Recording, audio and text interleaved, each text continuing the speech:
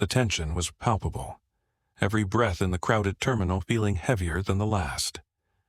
The security guard's eyes narrowed, his hand hovering over the metal detector as Malik stood still, trying to maintain his calm. "You got a badge, buddy? A real one?" the guard demanded, his voice sharp and accusatory.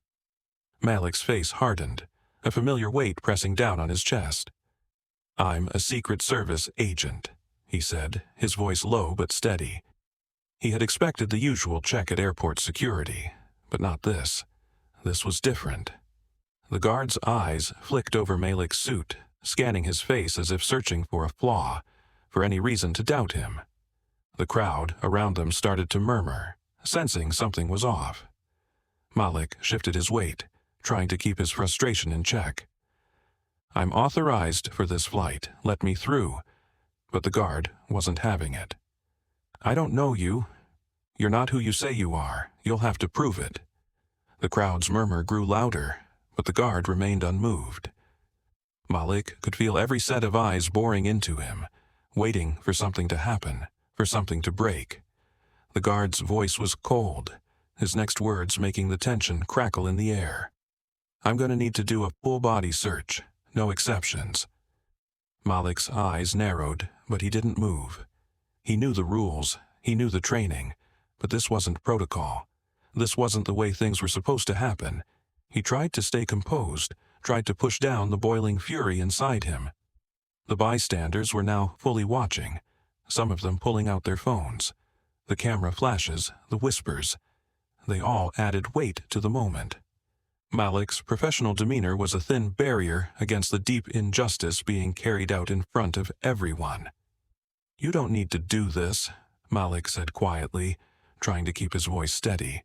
"I've been through this process 1,000 times." The guard wasn't listening. He stepped closer, motioning for Malik to step to the side. "This is procedure, nothing personal." Malik didn't move. He stood firm, but his jaw clenched as the guard reached to pat him down, his hands brushing too close to places that should have remained private. He had no choice but to endure the humiliation, to let his dignity slip away inch by inch as the guard continued the invasive search. An elderly woman stepped forward, her phone raised, the lens focused on Malik's face. He could hear her muttering as she recorded, the sharp click of the camera adding to the tension. The guard, unaware or unconcerned, kept his hands on Malik, his words cold and dismissive. "I don't care who you are," the guard said loudly, as if to assure the growing crowd. "This is the procedure. If you have a problem with it, take it up with someone else." Malik's face burned, the words striking deeper than the pat-down ever could. The humiliation stung, sharper than anything he'd felt before. His mind raced, the crowd around him muttering, their eyes flitting from one person to the next. Some looked sympathetic, others indifferent, but none stepped forward to help. The woman with the phone caught his eyes and gave a half-hearted shrug, as if to say, "It's not my fault, but this is what people want to see."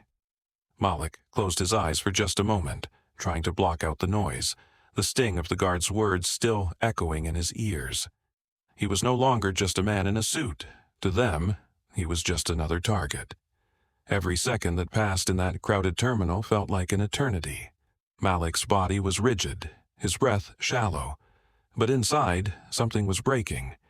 He had always prided himself on maintaining control, on never letting external pressure shift him.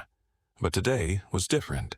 His identity, his very sense of self, was being chipped away in front of strangers, treated like he was less than nothing. "Sir, please step to the side," the guard barked, and Malik obeyed, not because he had to, but because he knew there was no way out. His suit, his badge, his entire identity meant nothing now. He was just a black man being treated as a criminal. Malik's fingers curled into fists at his sides, the pressure of the crowd and the situation closing in around him. It wasn't just the physical violation. It was the stripping away of his humanity, the public dissection of his worth. "You're done. Get your hands off me," Malik muttered under his breath. But the words held no power. It was a fight he couldn't win. Not yet. As the guard continued his invasive search, Malik's mind flashed with the faces of his colleagues, his family, and his entire career.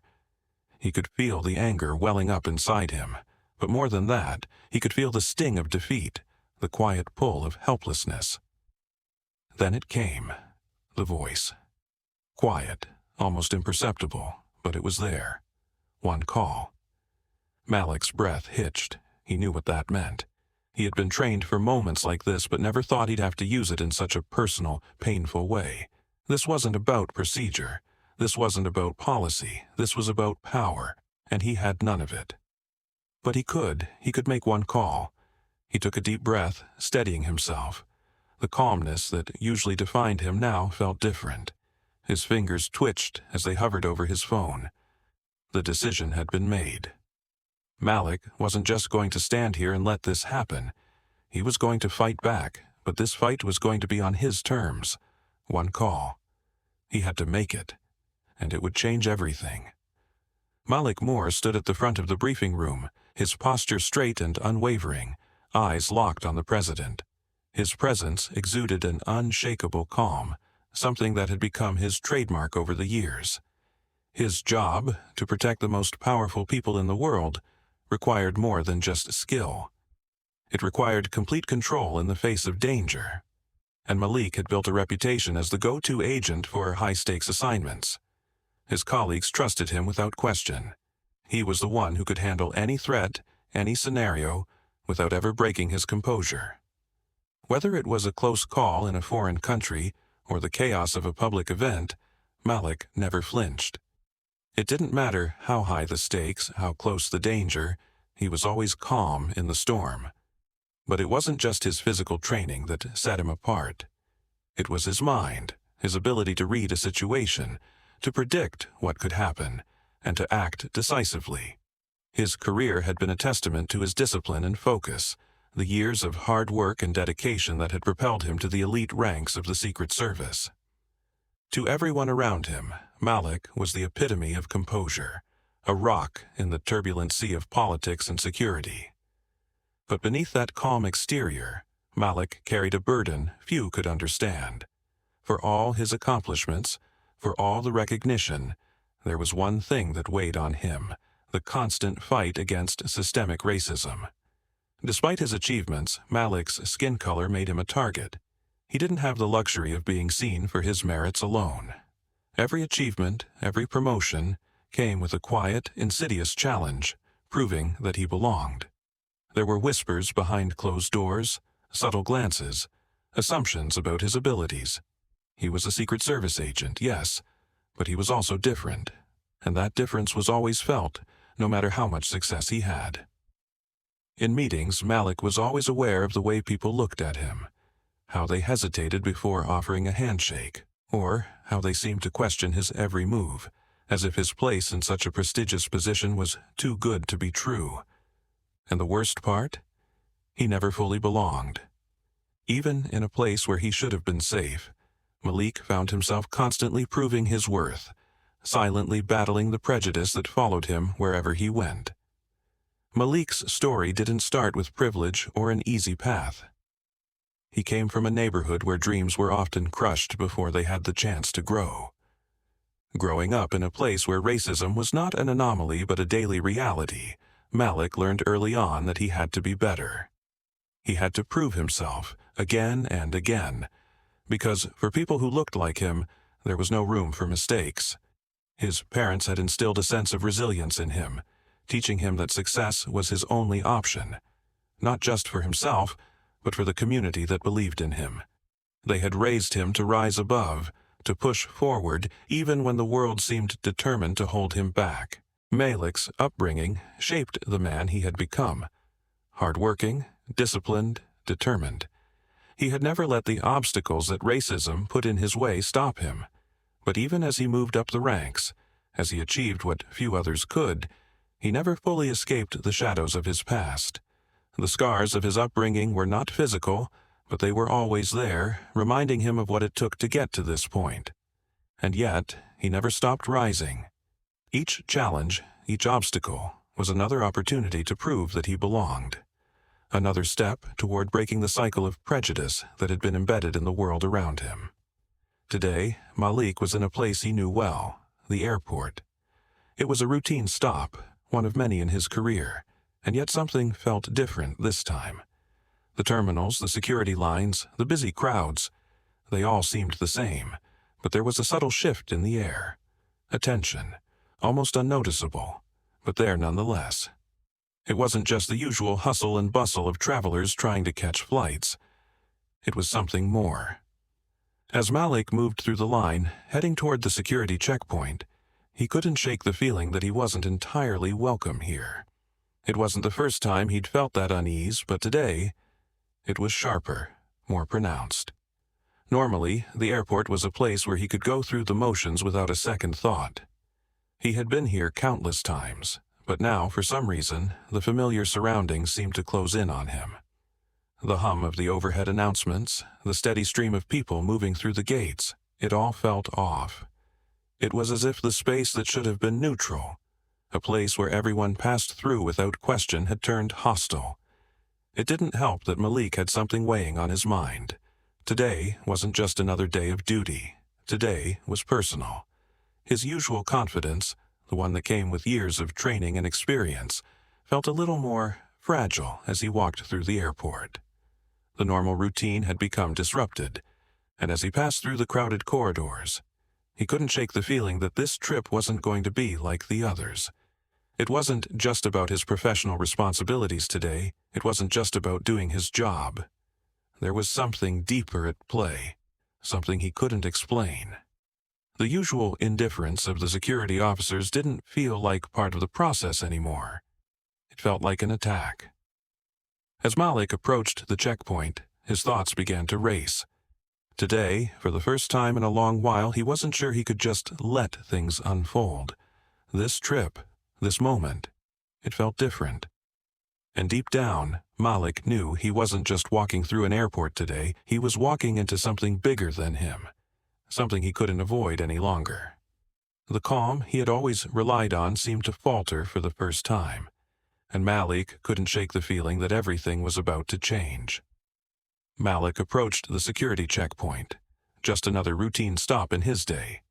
He'd done this countless times before, gliding through with ease, showing his credentials, moving on. But as he stepped forward, something was different. The guard behind the desk, a tall man with a rigid posture, watched Malik a little too closely. His eyes scanned Malik from head to toe, a look that lingered far too long for comfort. Malik's mind raced. Had he done something wrong? But no, his uniform was spotless, his credentials visible, his ID firmly in hand. Yet the scrutiny felt invasive, like a deliberate challenge to his presence. It was an uncomfortable sensation, one Malik had grown used to, but never quite to this degree. He had walked through hundreds of security lines without incident. But now, something was off. The guard's gaze held a tension in it, and it wasn't just about protocol. Malik could feel it, the difference between being checked and being watched. The tension hung in the air, thickening with each second. Malik took another step forward, hoping to brush it off, but the guard's voice cut through the quiet terminal like a knife. "Are you sure you're really with the Secret Service?" The words echoed louder than they should have, reaching the ears of nearby travelers. Malik froze, his composure slipping for a moment. The question was unnecessary. His badge, his uniform, his very presence here should have been proof enough. Yet the challenge rang out, cutting into the space between them. Malik kept his face neutral, forcing down the immediate rush of anger that swelled inside him. He had been trained to stay calm under pressure, but this was different. The guard's tone wasn't just about procedure. It was a challenge to Malik's identity, to his very authority. The question was more than just an inquiry. It was an accusation, and the whole airport could hear it. A few heads turned in Malik's direction, some curious, others avoiding his gaze as if afraid to get involved. But they were all hearing the same thing, the humiliation of being questioned in public. Malik's stomach tightened as the weight of it all began to settle on him. The people around them had started to notice. A family in the corner exchanged uneasy glances. their eyes flicking between Malik and the guard. A businessman shifted his briefcase from one hand to the other, clearly uncomfortable with the situation but unsure of what to do. Some people simply looked away, pretending they hadn't noticed the escalating tension. But Malik could feel it. The discomfort in the air, the silent judgment from strangers who didn't understand but felt the unease. The worst part wasn't just the guard's actions, it was the way people responded. It wasn't sympathy, it wasn't solidarity. It was uncertain, suspicion. Their eyes didn't linger with concern. They looked at him like he was the one out of place. Like the issue wasn't the guard's behavior but Malik's position. That feeling of being an outsider, of being watched, of being othered, washed over him. His sense of belonging, even here in the airport, was being questioned. The microaggressions, the glances, the way the guard treated him differently from the others, it was all laid bare, broadcast for the world to see. Malik stood there, his heart beating a little faster now, but his voice steady. He had learned to control his emotions in moments like this. Years of training, years of experience, had taught him to remain calm, to never let his guard down. But today, it was different. As the guard continued his line of questioning, Malik felt a familiar frustration bubbling inside him, but he pushed it down. He couldn't afford to lose control, not now. His mind raced, not just with anger, but with the realization of how often he had faced this. It wasn't just this one moment, this one guard, it was the entire system, the society that had shaped this encounter. He'd been through this before. Those looks, those questions that always seemed to imply that he wasn't quite what he claimed to be. He had spent his entire life proving himself, always having to go above and beyond just to be seen as capable, as trustworthy. But no matter how much he achieved, no matter how many lives he protected, the system still found ways to undermine him. His voice, though steady, was laced with a thin layer of frustration. "I'm with the Secret Service," he said, his words measured, trying to keep the situation from escalating. The guard's eyes didn't waver, and neither did the feeling of being under a microscope. As the minutes stretched on, Malik's frustration began to shift. It wasn't just about this guard anymore. It was about the bigger picture, the years of microaggressions, the whispers behind his back, the quiet, pervasive belief that he didn't belong. This moment was part of a larger narrative, a reflection of a system that constantly questioned him, no matter how much he proved himself. He thought back to his early days when he first joined the Secret Service. He had been told that his work would speak for itself, that his competence would rise above the noise. But here he was, still fighting against the same subtle, insidious prejudice. The guard's actions weren't just personal. They were a reflection of a much larger pattern, a system that had been built to question people like Malik, to see him as something less, no matter what title he wore or how many high-profile people he protected. Malik's stomach clenched as he realized just how deeply rooted this was. The encounter wasn't a one-off. It was part of a system that existed to limit him, to make him feel as though his achievements weren't enough. His reputation, his title, the respect he had earned, they all meant little when stacked against the weight of a society that still saw him through a lens of suspicion. And as the guard's gaze remained fixed on him, Malik knew that this wasn't just an isolated incident. It was a reminder of the fight he had been waging his whole life, and one that was far from over. Malik's heart begins to race as the guard's voice cuts through the air, thick with authority. "You'll have to submit to a full-body search," the guard orders, his tone cold and commanding. Malik's mind snaps back to similar experiences. Frustrating, but this feels different. The crowd is swelling around them, and the air feels charged with tension. He's used to being treated with respect, but here, in this moment, he's just another man, reduced to nothing but suspicion. His uniform and credentials are clearly visible, but that doesn't seem to matter. The watchful eyes of the growing crowd are a silent witness to the moment, and Malik feels his composure slipping. This isn't just an inconvenience, it's a slap in the face. The guard steps forward, his hand suddenly rough and intrusive, making Malik feel as though his very skin is being violated. "I'll take care of it," the guard sneers, his voice dripping with condescension. Malik winces as the guard's hands move across his body in a manner that is both unnecessary and degrading. He holds his ground, the usual calmness in his demeanor now a thin veil masking the storm brewing inside him. The crowd stands still, some recording the moment, others whispering among themselves. Malik stands at the center of it all, unable to escape.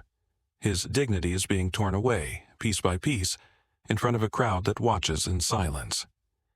He feels exposed, not just physically but emotionally. The humiliation digs deeper with every second. A voice cuts through the charged atmosphere.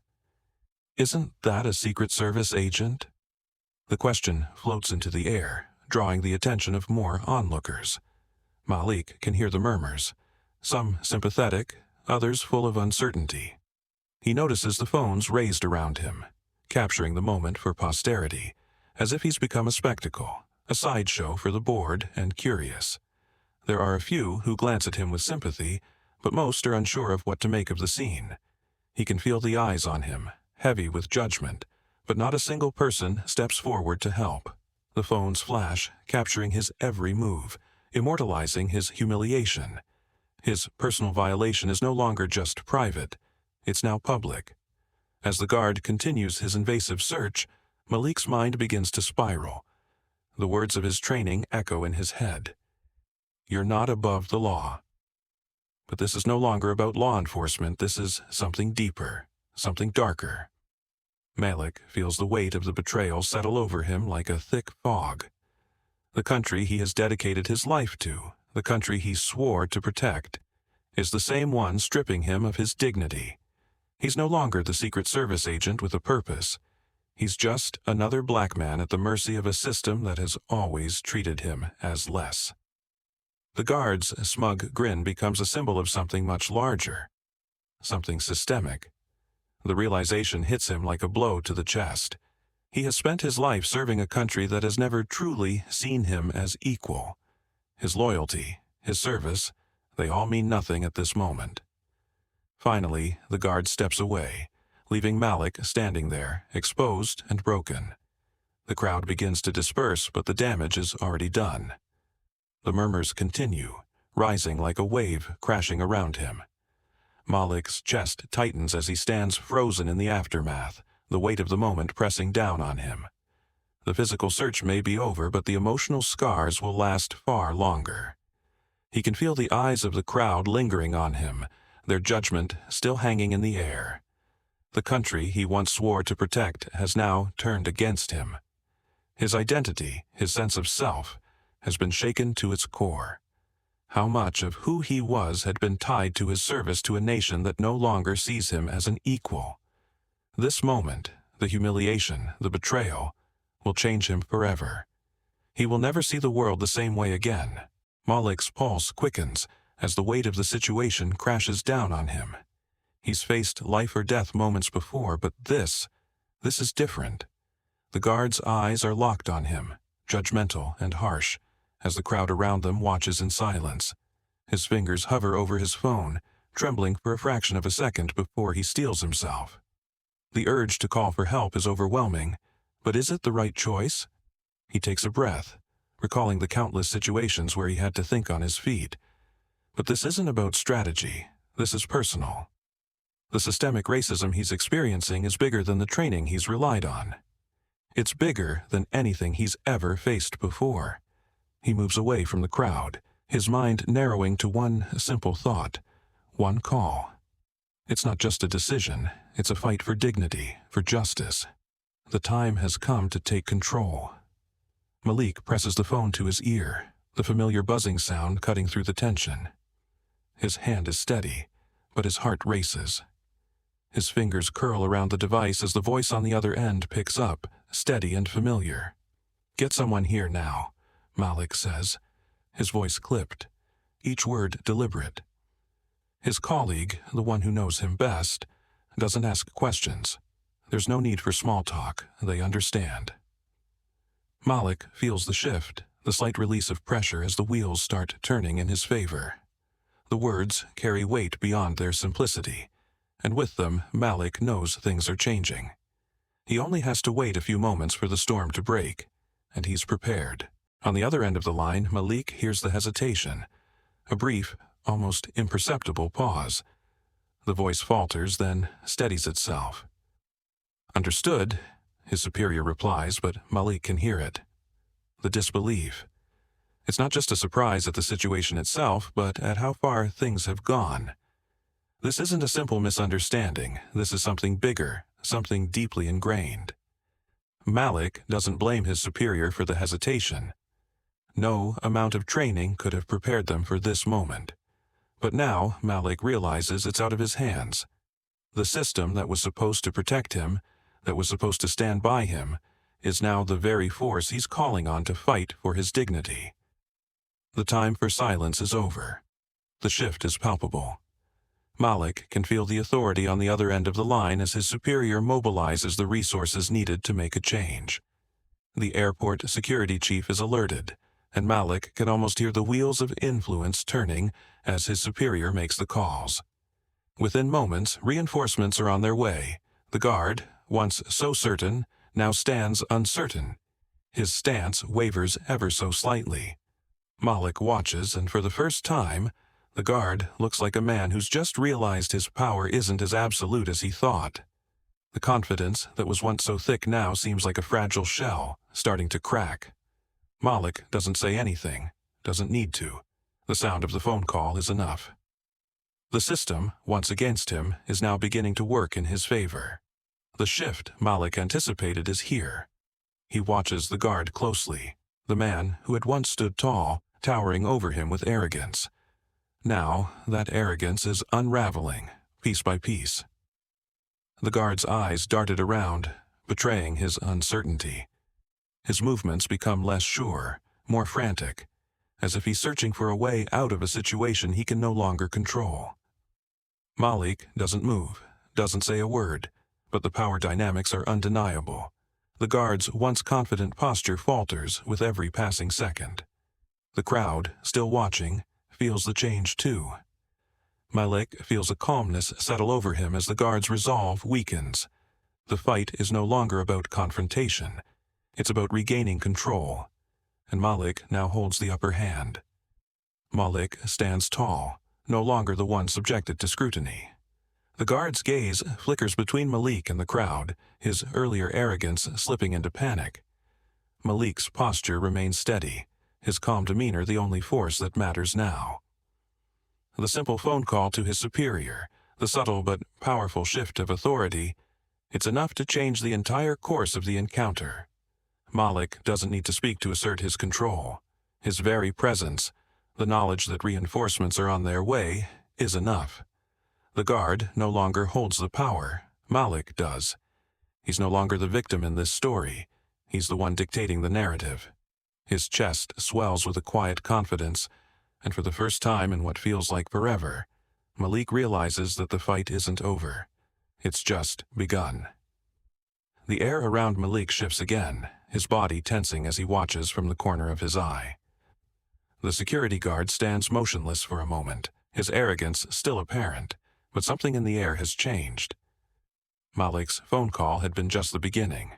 The quiet shuffle of footsteps behind him sends a chill through the guard.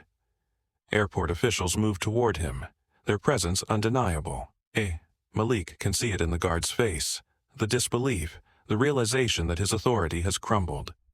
"You're relieved of duty," one of the officials says, their voice cold and matter-of-fact. The guard stumbles back, his expression cracking for the first time. "Wait, what? His words falter, but it's too late. He's escorted away, his confidence shattered. Malik watches as the guard disappears into the distance, his place now replaced by the weight of justice. The crowd murmurs quietly, but Malik knows this isn't over. The victory is momentary, the fight has just begun. He walks away, his mind racing as the echoes of what's to come start to grow louder in his mind. As the guard is escorted out, Malik feels the momentum shift again. Within hours, the video of the incident explodes online. The confrontation is shared across social media platforms, each view adding to the pressure. News outlets pick up the story, and soon the country is buzzing. Malik's face flashes on every screen, his actions becoming the focal point of a much larger conversation about race, power, and institutional bias. "Man, this is crazy," Malik mutters, watching as comments flood in. Outrage, support, and everything in between. People are talking about him, but it's not just about him anymore. This incident has sparked something deeper. The tension builds as more and more people begin to ask questions. They want to know, how long has this been happening? The conversation is growing louder, shifting from a personal moment to a national discussion on the systemic challenges people of color face in institutions that are meant to serve them. The pressure rises, and the tide turns in Malik's favor. Social media explodes, with thousands of users sharing their own stories of injustice, of unfair treatment in spaces that should have protected them. Malik is no longer just an individual. He's a symbol. The support is overwhelming, but so is the backlash. But the weight of the support cannot be ignored. "They're just mad because they got called out," one commenter writes, referring to the security guard's actions. "I stand with Malik," another post reads. "This happens all the time. Thank you, Malik, for speaking up." The voices of outrage against the guard and the system begin to drown out the detractors. Malik becomes the face of something much larger than a single confrontation at an airport. He is now a part of a movement that is larger than any one person. People rally behind him, standing in solidarity, and Malik feels the shift in the atmosphere.